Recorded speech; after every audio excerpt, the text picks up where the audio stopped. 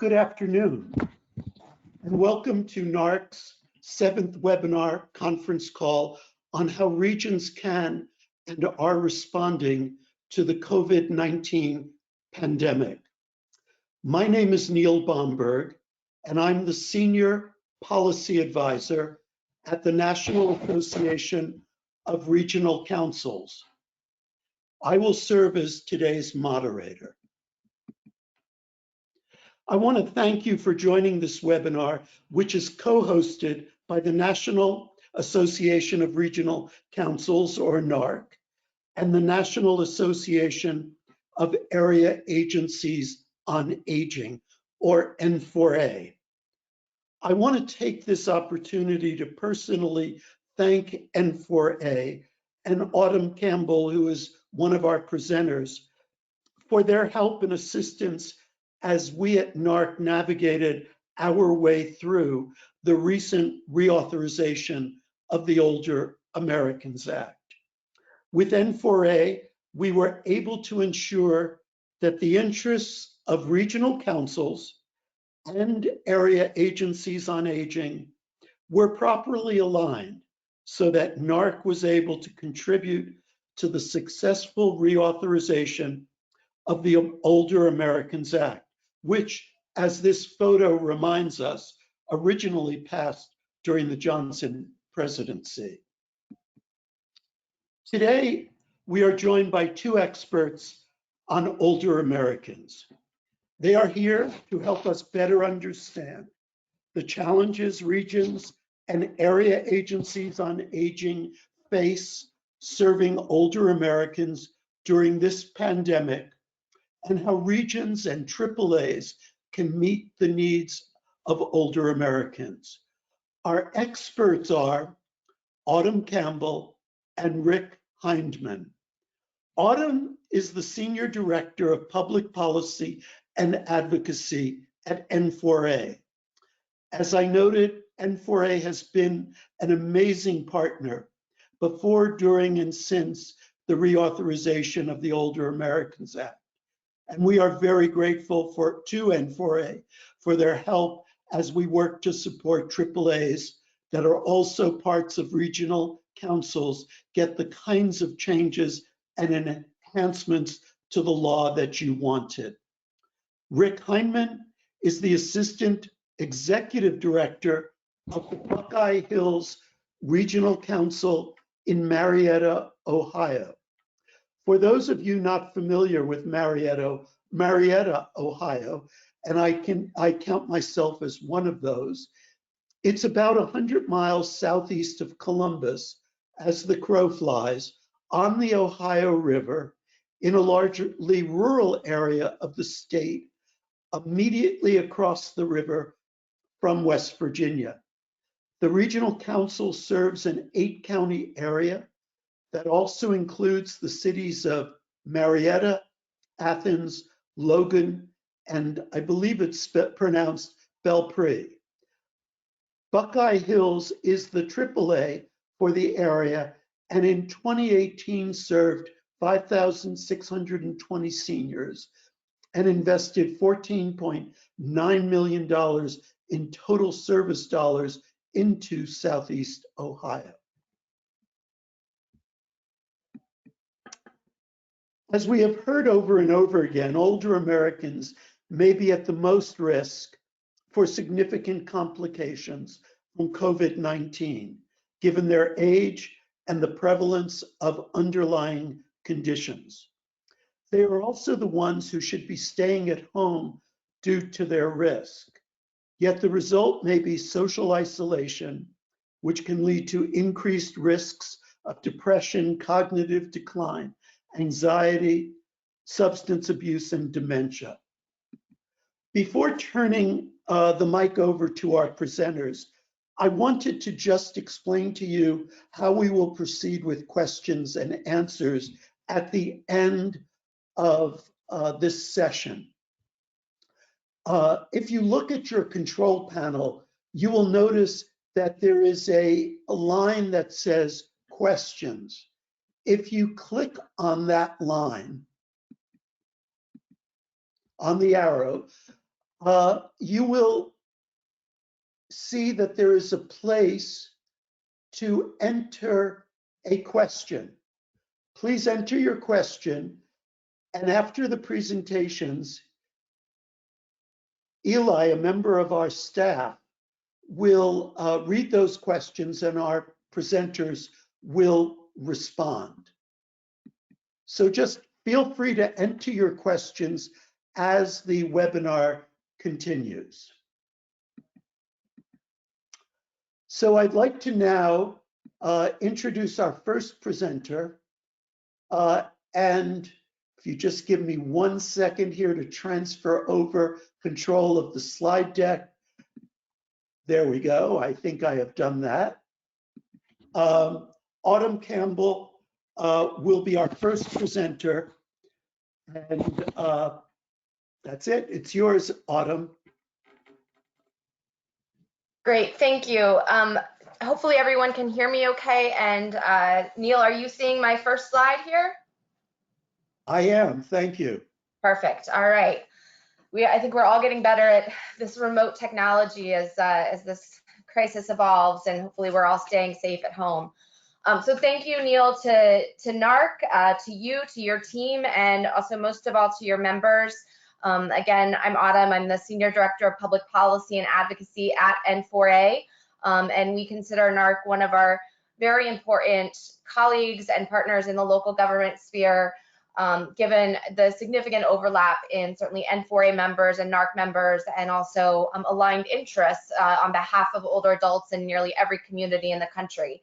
So I'm really happy to join you today, and I will start off on a high note to just echo our thanks to you for all of your advocacy around getting the Older Americans Act reauthorized. That happened, I think, at a very good time before a very bad situation. We were pleased to see that Congress took that up as a priority right before turning immediately to a number of the legislative pieces that they have since passed since the real start of the expansion of this pandemic here in the US.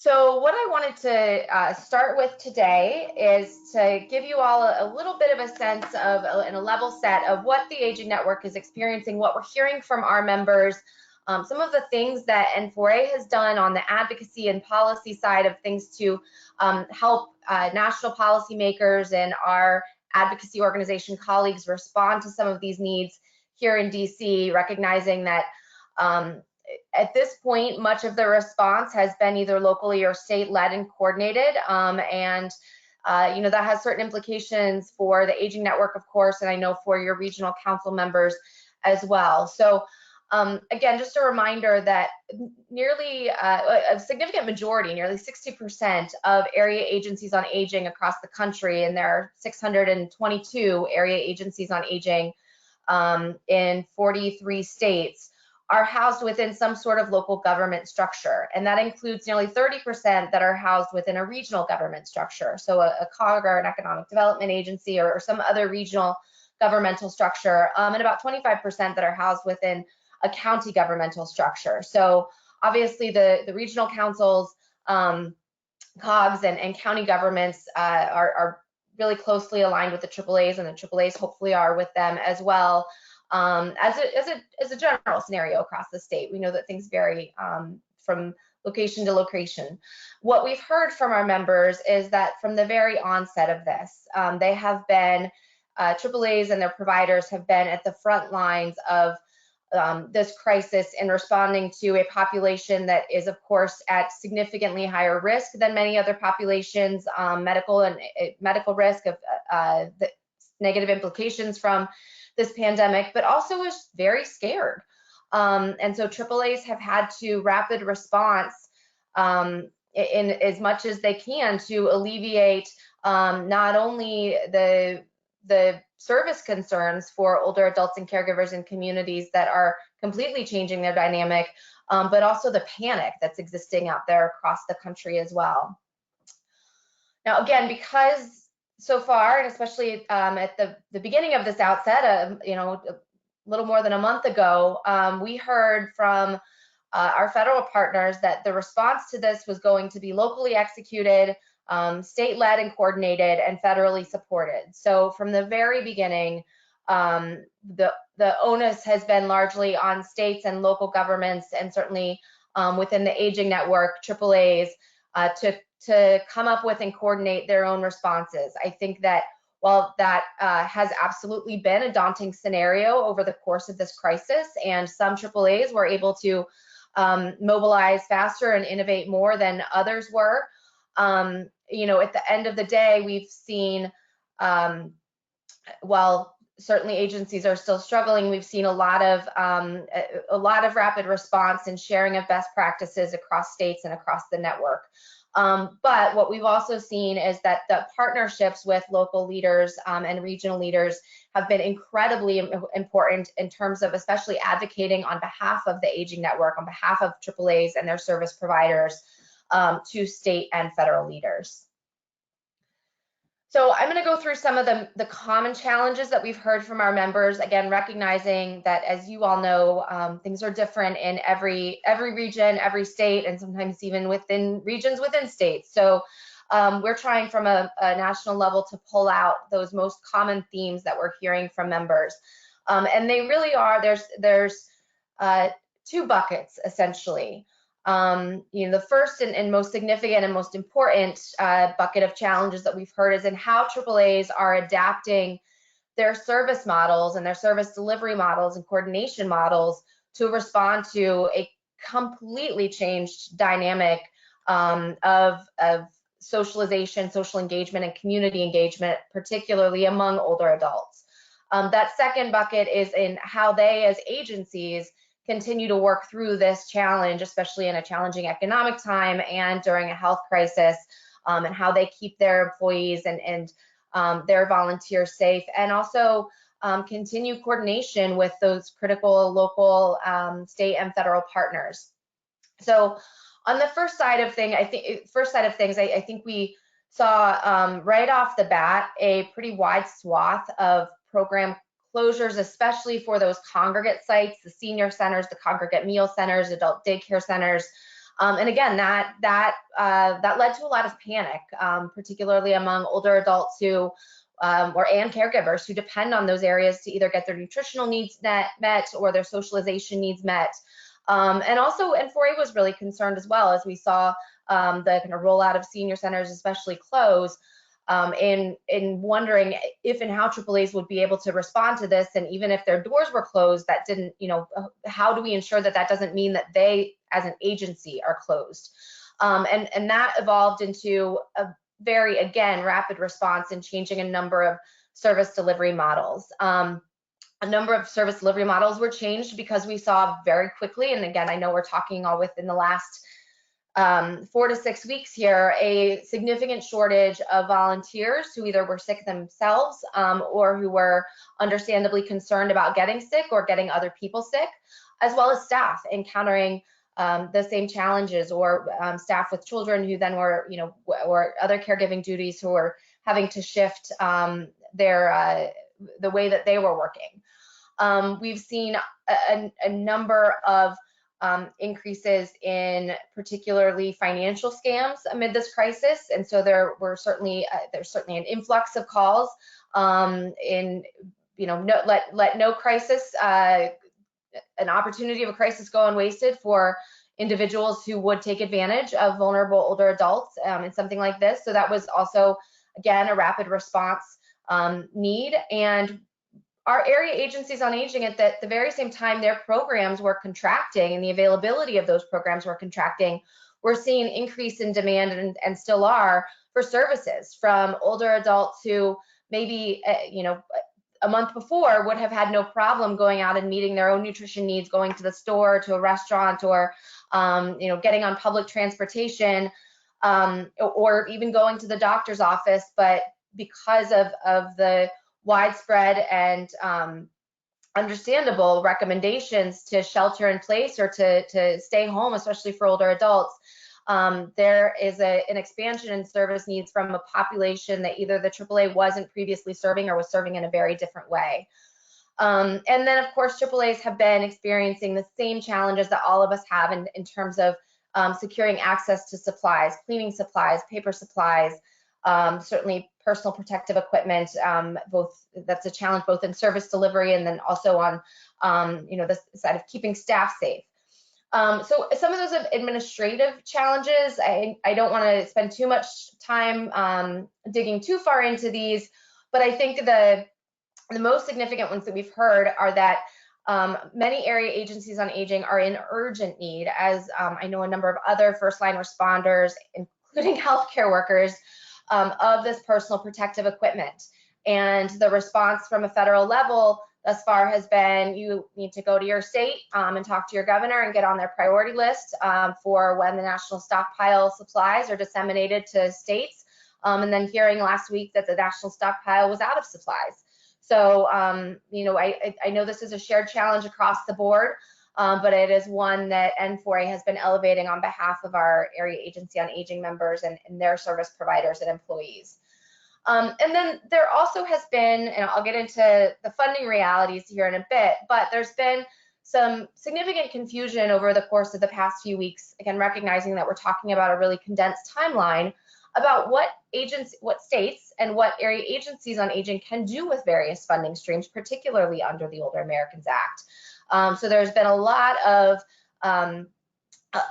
questions and fewer answers, unfortunately, kind of flying around among aging stakeholders and federal leaders, and certainly N4A asking for additional clarification and additional guidance about what some of these federal funding realities mean. So amid all of these challenges, how are we seeing area agencies on aging and other aging network stakeholders adapt? Well, first and foremost, at nearly the same timeline as we saw service needs change, we saw AAAs in increasing numbers alter their service models. I think a number of AAAs, especially those who are larger and can be a little more flexible and responsive, adapted service models first in the with the mentality of we'll ask for forgiveness later instead of permission now. So they started rolling out things such as drive up meal pickup, redirecting their resources from, say, volunteers going out and picking up seniors, taking them to a congregate center, to ensuring that those volunteers were then focused on doing grocery shopping and other service delivery in the home as much as they could. A number of AAAs have had to rapid response, and I would imagine that that regional councils are in the same boat as your staff is moving to a remote model, had to rapid response the technology and the technological infrastructure to ensure that they could maintain a remote workforce. And then also we are looking at area agencies on aging. Again, this goes to some of that funding flexibility and the challenges within the Older Americans Act funding streams, figure out how to find alternative sources for volunteers and staff. So whether that's working with local schools whose teachers are now at home and maybe have some additional availability at the end of the day and are already background checked, and so could potentially be deployed as a staff or a volunteer for meal delivery. Or there was just a story in the Washington Post today about how a number of college students are filling in volunteer needs. College students who are home, of course, right now, are filling in volunteer needs for meal delivery or other service delivery, or even just wellness checks, calls and so forth to older adults who are on stay-at-home orders and shelter-in-place orders. And we've also seen, I think that this is a silver lining. I know there are many, not that we would want to go through this at all, but some widespread best practice adoption and increased communication is popping up across the network, in so much as area agencies on aging are coordinating not only with the other area agencies on their state and with their state colleagues, but with colleagues in other states, and seeing increased communication and opportunities for area agencies on aging to talk with both their their state and federally elected leaders. I was actually just on a call earlier this morning where Senator Warner from Virginia took an hour out of his time to talk to AAA leaders and volunteers and other aging advocates for over an hour to hear from them about their experiences and being on the front line of responding to this pandemic. So I think that the instrumental nature of the aging network is shining through in large part in response to this crisis, and there is an increased interest from stakeholders at all levels and hearing from the AAAs and also among AAAs and talking to their peers and trying to figure out how they can troubleshoot and share best practices to, again, rapid response to this crisis. So I just wanted to share before I wrap up here, and I know that we've got a local perspective, which will probably be immensely more helpful than I can offer from a national perspective. A couple of examples that have come to us in the past week of areas where area agencies on aging are innovating with their local government. So in New York, which of course has been an epicenter in responding to this crisis, and certainly we know how challenging things have been in and around New York City, but also recognizing that the statewide order, New York is a very rural state, upstate, and social isolation is a huge concern. The area agencies on aging there, which are county-based, have been able to work with the state to secure specific state funding to disseminate over 1,000 animatronic pets to older adults who are under shelter-in-place orders, who are severely socially isolated, and again, who are also scared. And after disseminating these animatronic pets, the state association leader heard from one of her AAAs that a senior had called crying and said, "This is so simple, but now I don't feel like this is completely the end of the world now that I have this animatronic pet who's making me feel a little less alone." So it's things like that, innovations like that we've seen from the network, and of course people are certainly learning from New York in terms of how to respond and how sometimes how not to respond to this crisis. In Indiana, we have heard from, and I know these examples are rampant across the country, but this got some really good social media attention over the past week. But the Indiana area agencies on aging connected directly with some of their county and regional governments to set up hotlines so that not only older adults could call if they needed something, but that individuals who are worried about older adults in their communities or maybe wanted someone to get a wellness check could call hotline and say, so-and-so at this address may need someone to check in on them, or I can't check in on them anymore the way that I used to. So it was a way to ensure that not only older adults, but certainly caregivers and also community members could rapid response, sensing a theme here, check-ins with their older neighbors.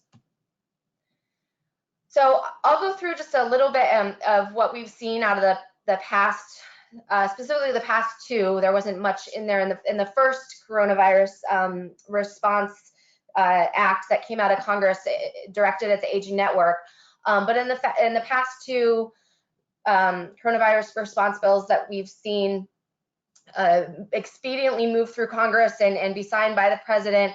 While I know there are a lot in both of those, and there are a lot of policy priorities in there that affect older adults on a large scale, in so much as the Aging Network was involved with those two pieces of legislation, we saw Congress really prioritize significant funding increases for the Administration on Aging, under the Administration on Community Living, and for the state units on aging, and ultimately the area agencies on aging across the country. So we're certainly pleased to see that. We also recognize that these first two investments likely won't be the last, but we want to make sure that the money is getting out the door on a federal level to states and down to communities where those needs are great. So in the Families First Act, we saw $250 million in total funding for nutrition services under the Older Americans Act.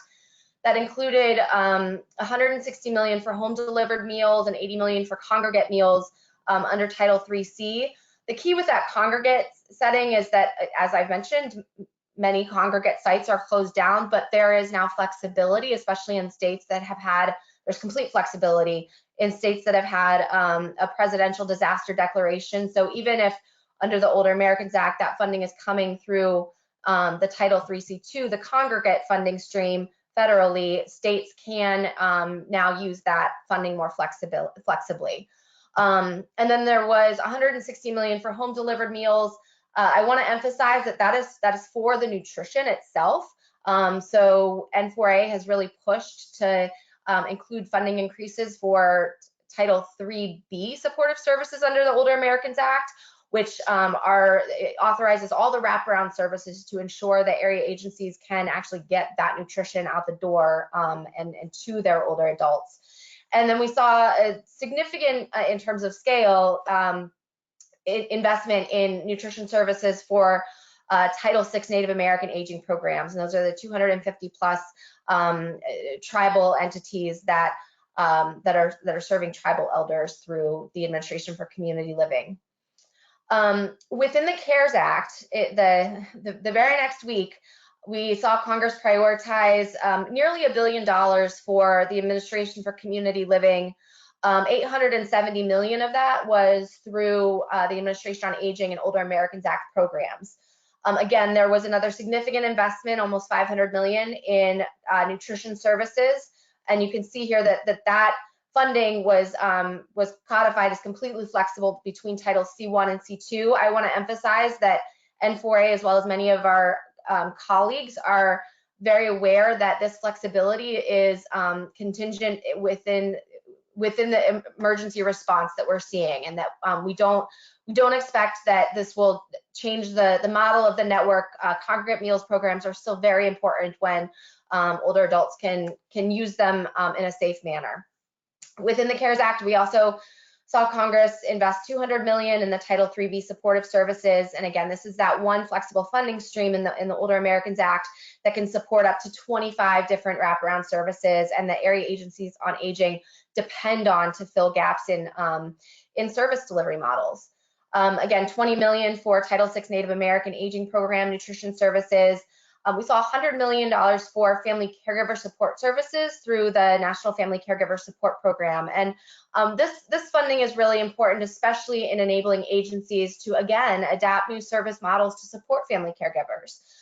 So, whether that's implementing new technology to do web-based trainings for family caregivers, or increase their capacity to do call-ins and wellness checks for family caregivers, or ensure that they have the ability to respond to caregivers who maybe aren't able to take care of their older loved ones in the same way that they were able to, and to fill in some of those gaps and maybe send someone to the home to help out in the interim. That funding is really important. And we also are pleased to see prioritization of additional funding for the Older Americans Act Title VII National Ombudsman, Long-Term Care Ombudsman Program.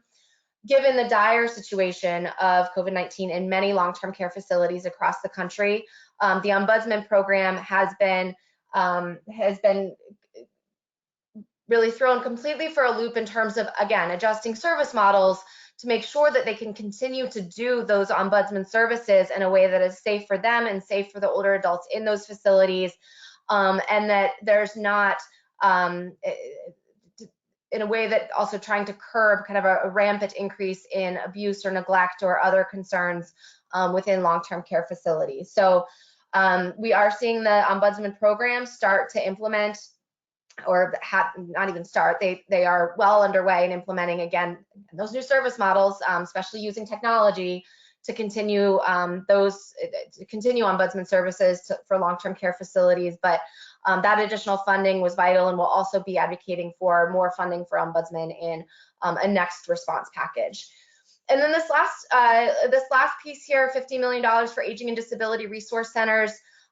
These are the centers that are set up as essentially no wrong door ports of entry for anyone looking for information and referral assistance to long-term care services and supports. A number of what are called ADRCs are run through or in conjunction with the area agencies on aging, but many are also operated through the Centers for Independent Living in their states as well. And the ADRC funding is a little bit different from this other funding because it's not allocated based on a population formula grant. So this money is not going immediately out to states based on population in the same way that other funding is.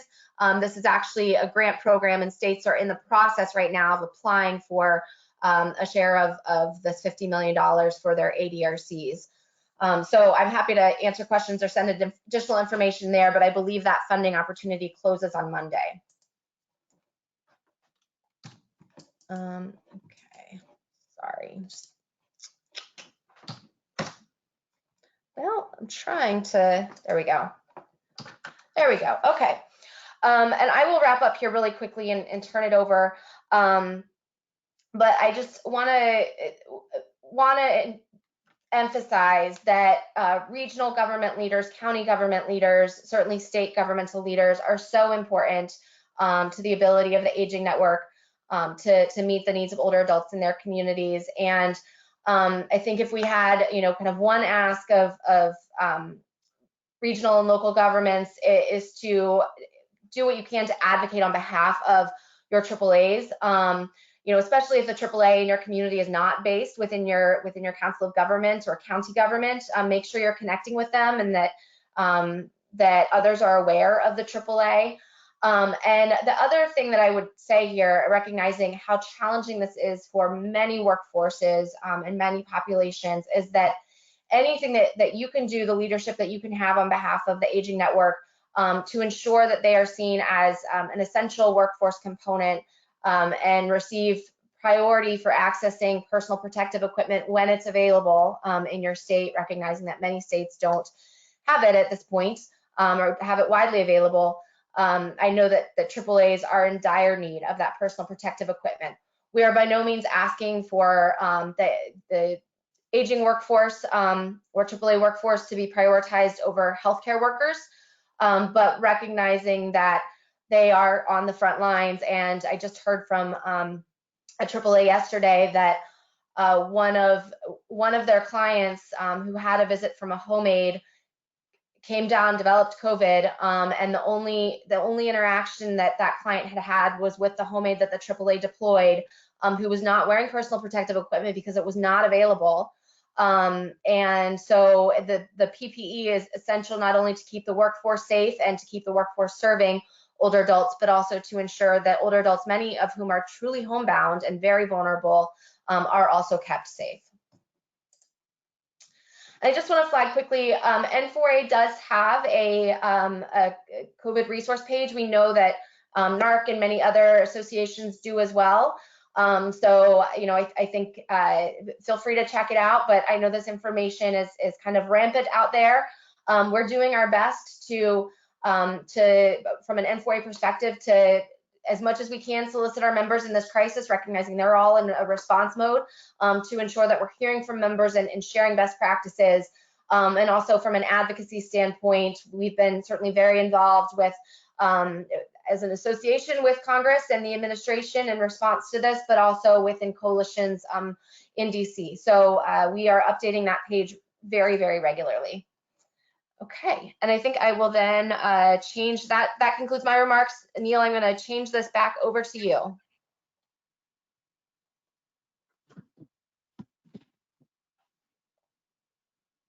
Great, thank you very much, Autumn, and thank you for that excellent and very informative presentation.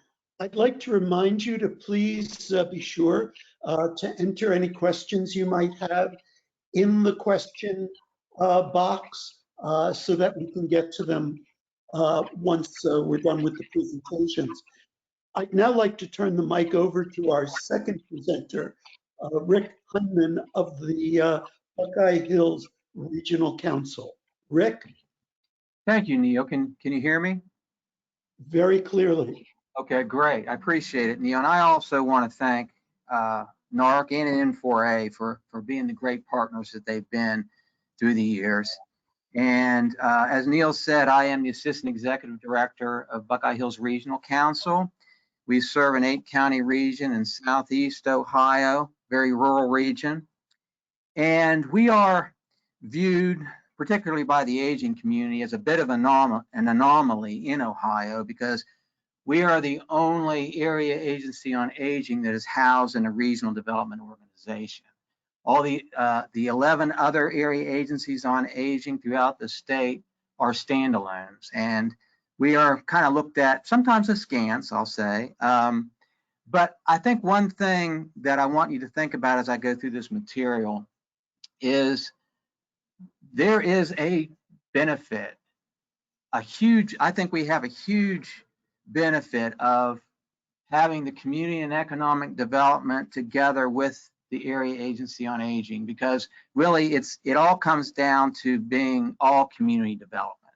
And I have seen a lot of advantages for that organization. And I bring that up because I'm hoping one thing that comes out of this crisis is the importance of, at all levels, of NARC, N4a, and NATO working as closely together as they can, and down on the ground as far as area agencies on aging working more closely with their regional development organizations. I think it's very important that happens. So go ahead to the next slide. Okay, just an overview. I'm going to talk a little bit about the challenges that our organization is facing and ways in which we have tried to address those challenges. I want to talk about our communications with our stakeholders and partners, our various stakeholders. I also wanted to talk about the importance of tracking or capturing opportunities that are arising out of this crisis. We do believe that opportunities will come out of this crisis, that a lot of things will be changed for the better, and we're trying to document that and learn our lessons and identify best practices as we go forward. Also want to talk about how we're handling advocacy, and then go into our plans for the future. So next slide.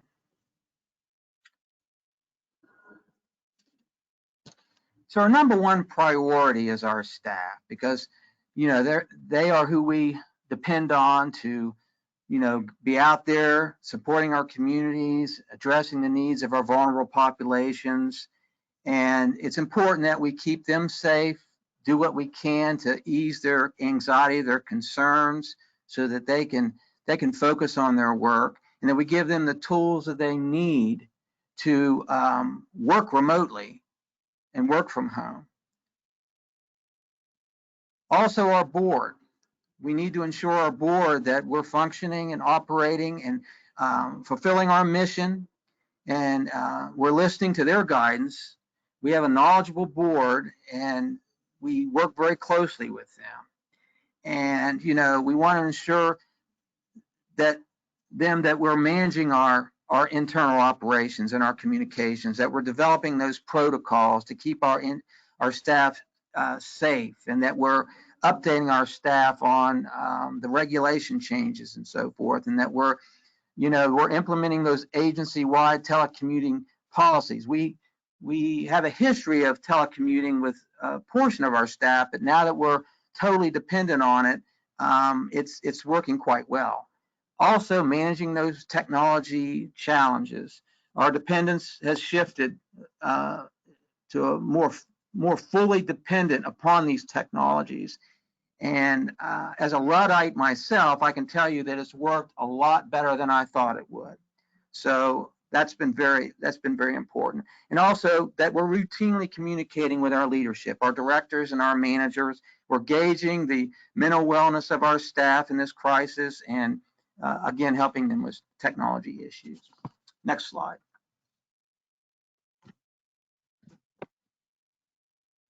We're also communicating with a variety of stakeholders. We're focusing primarily on capturing those impacts and assessing the needs that our partners and stakeholders have, and addressing those needs at our level as best we can, and sending them forward or up the ladder to those organizations that can best deal with those issues. We're continually advocating in that way. We're also constantly communicating information to our various stakeholders. We are, communicating with our providers, our consumers, and our members. And as you can see there, there's a snapshot of our resources and information page that we continually update. But, we're continually communicating with our providers, our consumers, and our members. Our providers, we're updating them continually on changes in protocols and letting them know where regulations and rules are relaxed so they can operate more smoothly. We're continually updating them on funding sources, loans, and grants to help support their continued operations, the Paycheck Protection Program, so forth and so on. So that's very important. We're seeking input from our providers as well. We're currently working on a couple initiatives we're taking advantage of an opportunity to provide personal protective equipment to our providers. And we're also trying to respond to some challenges with staffing. They have a lot of turnover, and we're making sure that the resources are opened up so that they can continue to use background checks and so forth, so they can quickly fill the gaps in their personnel. And as far as our consumers, we are sending to our consumers the changes in our service plans to keep them safer, the protocols that are changing, and keeping them up to date and keeping them safe. And we're also seeking input from our consumers. There's a lot of fear out there, and we're making sure we're listening to our consumers and their concerns and any changes that they want us to make so that they can feel safer as we address their needs. Member governments, we're sending to member governments basically our changes that we're making as an organization, and sharing the protocols with them as well. And we also sending them resources, providing resources for our older Ohioans, our providers that are supporting those folks, resources from our federal and state government, resources for our local governments, for our small businesses, and for our nonprofit organizations. And we're also trying to set an example to them on how they can conduct their business remotely. We're also seeking input from member local governments, information to inform advocacy efforts, asking them what they need, identifying best practices, what is working, what isn't working, and trying to standardize those best practices. And we've also got a survey online where we're looking at Wi-Fi hotspots and needs. Broadband, the lack of broadband is a very crucial issue for us right now. And we have a business survey, and we also have a lot of information on specific projects and profiles so people can, apply to for funding through us. Next slide. We're also trying to capture the opportunities. Again, we're looking at what opportunities come out of this crisis. We have regular calls with partner organizations, brainstorming on ways to assist our communities and our consumers, universities, our economic development organizations, and our advocacy organizations. A couple examples, we're working with Ohio University to find ways for their students to, for instance, help our seniors, make calls to our seniors to alleviate social isolation, support our case managers, and save time for our providers by, virtually or telephonically, and also providing education on managing their chronic diseases for our consumers and so forth. So, and we're also working with OU on ways to assist our local governments as we're dealing with the projected significant budget shortfalls that are resulting from a loss of sales tax revenue. And we're also constantly watching and learning about new opportunities, the CARES Act funding, and, and it's important that we don't assume that our funders know what will benefit our region. So we are the mouthpiece for our region, and we make sure that we're replying with a strong voice of what our rural needs are, because a lot of times the help that's offered is based on an urban model, and rural areas have different needs, and we need to continually communicate that. Okay, next slide. Okay, from an advocacy standpoint, we're actively participating in conversations with funders, policymakers, and those organizations that are empowered to create positive change for our region. There's a constant flow of communication. Email, social media, phone calls, state and federal funders. And, we have a good, very good communications director that helps us organize that information, structure that information, and so that it's transmitted to our partners in a very user-friendly way. We are focusing, as I said before, on advocating for relaxing rules and regulations to take the burden off of our communities and off of our providers that are helping our seniors. An example is reducing the burden of things like monitoring our providers, conducting desk reviews, and trying to just relieve the pressure on our providers. And as far as our state and federal elected officials and policy, we're focusing on advocating for funding programs that are flexible and designed with a rural focus. And for our members, how can our members be proactive and provide feedback? We try to make ourselves a conduit and a channel for them to provide feedback and help other organizations. And our partner organizations who serve the region, how can other regional organizations help our members and communities? Next slide, please.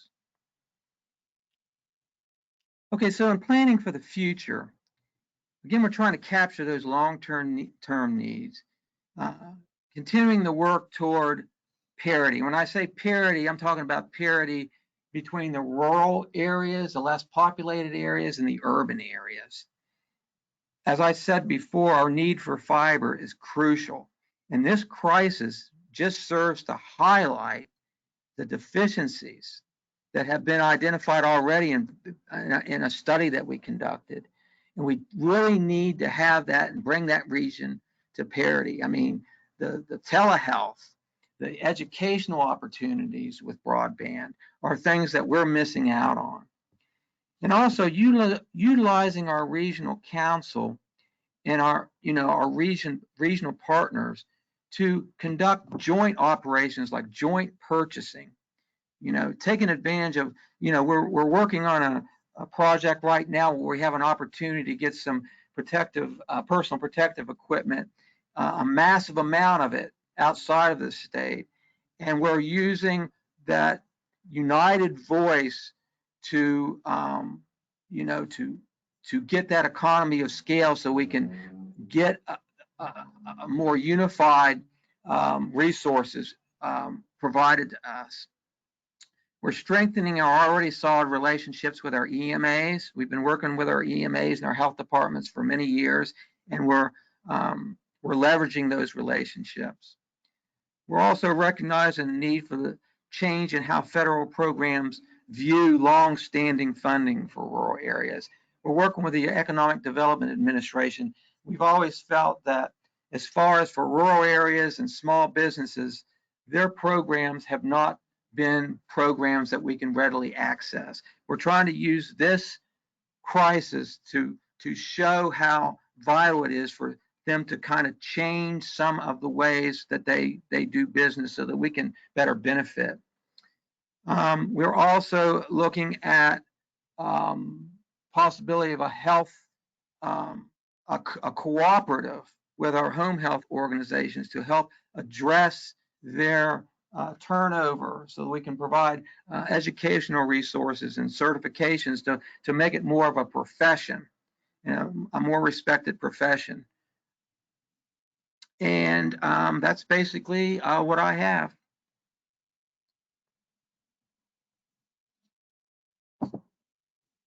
Thanks very much, Rick. Thank you for that very interesting and informative presentation. And now I'd like to open the webinar to questions and answers. Eli Spang will be reading the questions and our panelists will answer them. A reminder, if you look at your control panel, you'll notice that there's a small triangle followed by the word questions. If you click on that triangle, it will open up the window there and you'll be able to insert a question which we can give to the panelists. We've got about 10 minutes left, which doesn't leave us a lot of time for Q&A, but we'll try to get through it as quickly as possible. Eli? All right, thanks, Neil. We already have had a good number of questions come in, so thank you to everyone who's already sent one in. I'll see how many of these we can get through. All right, the first one is, what is the thinking behind continuing to appropriate funds for congregate settings while the nation is operating under social distancing guidelines? Why not just appropriate all the funds toward home delivered meals? Some states are slow to issue guidance on the use of existing congregate funds to be directed for home delivery.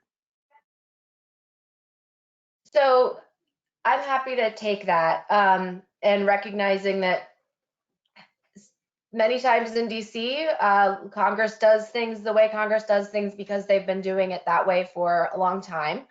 And there are certainly advocacy groups, here who do push very hard for the congregate meals funding. That said, I think that everyone is very well aligned with the questioner's intent in terms of recognizing these change in service models. And so we have worked really closely with ACL and with the state unit association, advancing states, to ensure that as quickly as we can get guidance out to states as far as what those flexibilities are. The other thing I just want to clarify is that for nearly every state at this point, I think there are a few exceptions, but for nearly every state, the state has been approved as a major disaster, has had a major disaster declaration approved by the White House. And that means under the Older Americans Act that states have complete flexibility, as well as AAAs have complete flexibility to spend that money however they need to. So, and it's the Title III money overall. So I'm happy to answer kind of specific state by state questions on that if you want to follow up with me later. But right now the field has a lot of flexibility.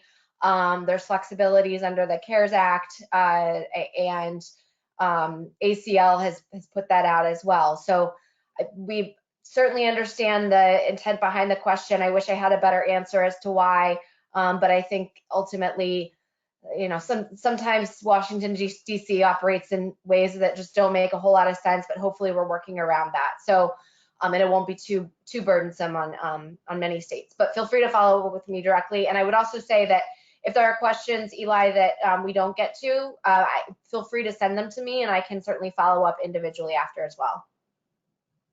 I will also say that, yes, I agree with Autumn. There is a lot of flexibility there. I will say that in a lot of our areas in our region, because the older folks know where the congregate site is, they are currently driving to the congregate site, staying in their vehicle in the parking lot and having the meal delivered to them, and they're eating in their cars. So I don't know if you can call that, they can look at each other through their windshields, I guess, and it's actually working pretty well. So that's something I know that's happening in our region. It's great to hear. All right, another question that we had come in was, do you anticipate a loss of service providers due to the pandemic, specifically small providers who will not be reimbursed because they were not able to deliver services? We are very concerned about that, and not only that, we feel like there's a threat of our provider network failing. And I think it will hit us first because we have a dearth of providers to start with compared to the other regions in Ohio. Traditionally, they have a lot of turnover, and with the crisis, they have additional reasons for turnover. Fear of the virus.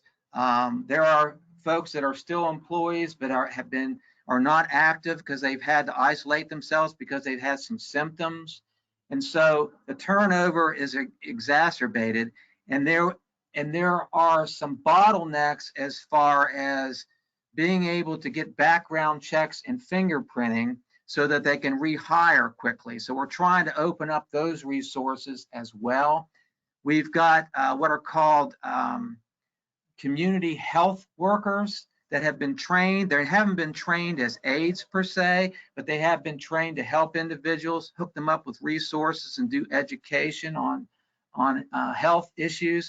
We're looking at a way of maybe using them to maybe get some training, hopefully abbreviated training, so that they can go in and take those aid positions. So it is a real threat, and time is of the essence right now. So we're trying to address their personal protective equipment needs through what I described in my presentation. We have an opportunity for that. So yes, we are very concerned about that.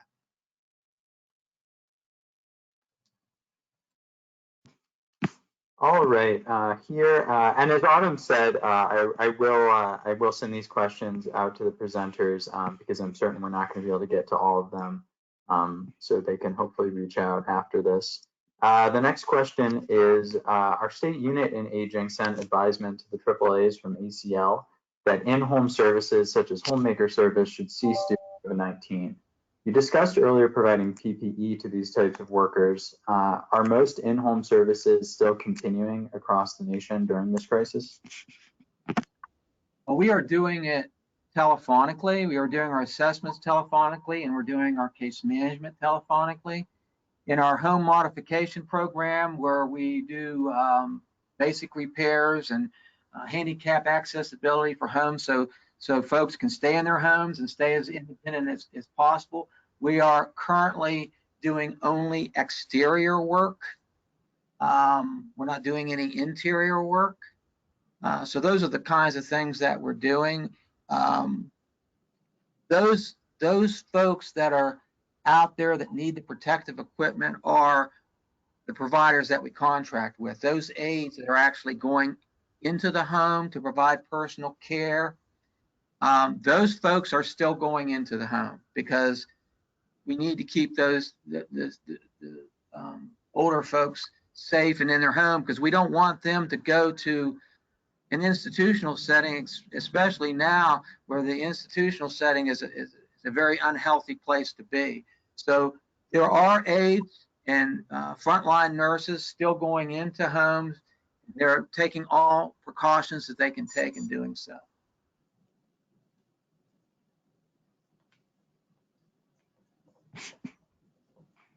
All right, thank you. I wanted to check in with Neil here. Are we coming up against our time limit?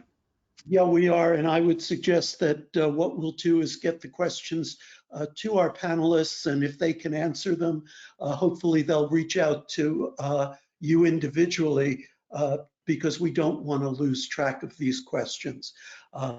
And let me just say thank you to Eli, to Autumn, and Rick, and thank you everyone for your questions and for participating in this webinar. I just want to conclude by saying that this webinar will be posted on our website as well as the slides.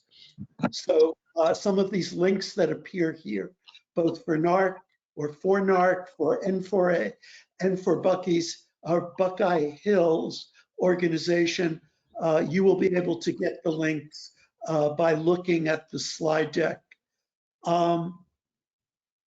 I'd also like to remind you, as we say at every webinar, that NARC is very interested in helping be a repository for any documents or information that you think are relevant to the COVID-19 pandemic and the way that regional councils, AAAs, and other governmental entities are responding to the crisis. If you have anything that you'd like to share with us, please send them to jessica@narc.org. That's jessica@narc.org. And finally, I'd just like to say thank you to everyone again for being part of this webinar. We are going to be doing several more webinars and conference calls over the next weeks and potentially months. The next one, I believe, is a conference call on the 2020 census. But we'd like to hear from you as to what you'd like to hear about. So if you have some specific issues that you feel need to be addressed, please send them to me at Neil, that's NEIL, @narc.org. Just to finally say, on behalf of N4A and NARC, thank you very much. Have a great rest of your day. Be safe. Stay home if you must go out. Practice physical distancing. Wash your hands often. Clean safe surfaces routinely. And stay healthy. And for those of you who celebrate, happy Passover and happy Easter. Thanks again and have a great day.